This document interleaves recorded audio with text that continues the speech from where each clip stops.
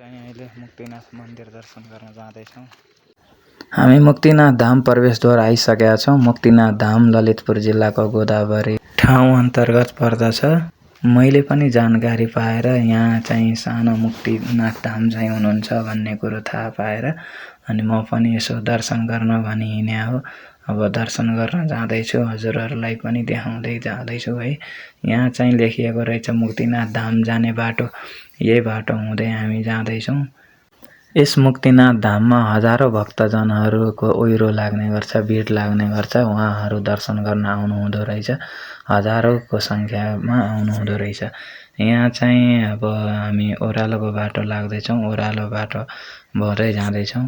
यहाँ चाहिँ हाम्रो ठुलो मुक्तिनाथ जुन मुस्ताङ जिल्लामा हुनुहुन्छ नि, उहाँको स्वरूप चाहिँ यहाँ उत्पत्ति भएको छ र यहाँ चाहिँ सानो स्वरूप भएको हुनाले यहाँ सानो मुक्तिनाथ भनिएको हो। र तपाईहरुले देख्न सक्नुहुनेछ यस भिडियो मार्फत हामीले सानो मुक्तिनाथ मन्दिरको बाहिरबाट दृश्य देखाइरहेछौँ र हामी अघि बढिरहेछौँ तपाईहरुलाई दर्शन गराइदिन, आफू पनि दर्शन गर्न हैन, पापबाट मोक्ष प्राप्त गर्न हामी चाहिँ दर्शन गर्न जाँदैछौँ। यहाँ बाटो पनि अलिकति खराब रहेछ किनकि बाटो बन्दैछ, यहाँनिर बाटो बनिसकेको छैन, अलिकति बाटो खराब भएको हुनाले अब हामी चाहिँ मन्दिरको गेट नजिक आइपुग्यौं र अब चप्पल खोलेर अब यहाँ मन्दिरलाई दर्शन गरेर हामी चाहिँ अघि बढ्दै अब सिँढीबाट उक्लिँदै जाँदैछौँ र हामी चाहिँ उक्लिँदै जाने क्रममा अब यहाँ शिवजीलाई मूर्ति देख्यो।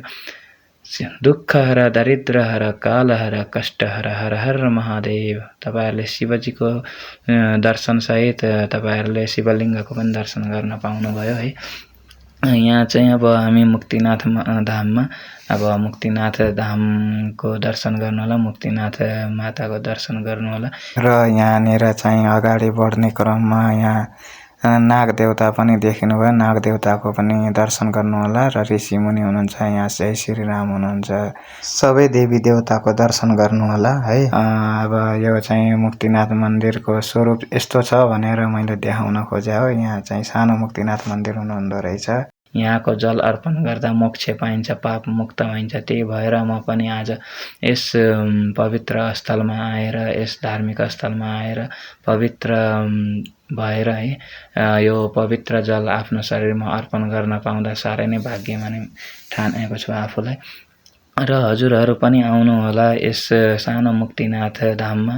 हजुरहरू पनि यो 108 धारामा आएर पवित्र जल अर्पण गरिकन तपाईहरु पनि मोक्ष प्राप्ति गर्नुहुनेछ र यसबाट के आस्था विश्वास राखेको छ भने यस ढुङ्गे धाराबाट बगिरहेको यो पवित्र जल आफ्नो शरीरमा अर्पण गर्दा दुःख, पीडा, कष्ट, दरिद्रताहरू सबै पन्छाएर लानुहुन्छ भन्ने जनविश्वास राखिएको छ र म पनि आइपुगेको छु र मलाई पनि मुक्तिनाथ धामले जुराएरै म यहाँ आइपुगेको, नभए त मेरो पनि यहाँ आउने केही हुने थिएन, छाटकाटै थिएन हैन र आइपुगेको छु र मुक्तिनाथ धाम रक्षा गरिजानु, सबैलाई राम्रो होस्, उन्नति प्रगति होस् है, सबै दुःख दरिद्रता हरण गरेर लानुहोस्। यो ढुङ्गे धाराको पवित्र जल अर्पण गरी चोखो नितो भइकन सारा दुःख पीडा कष्टहरू सबै हरण गरेर लानुहोस्, सधैँ सुख समृद्धि छाओस् भन्ने जनविश्वासको साथ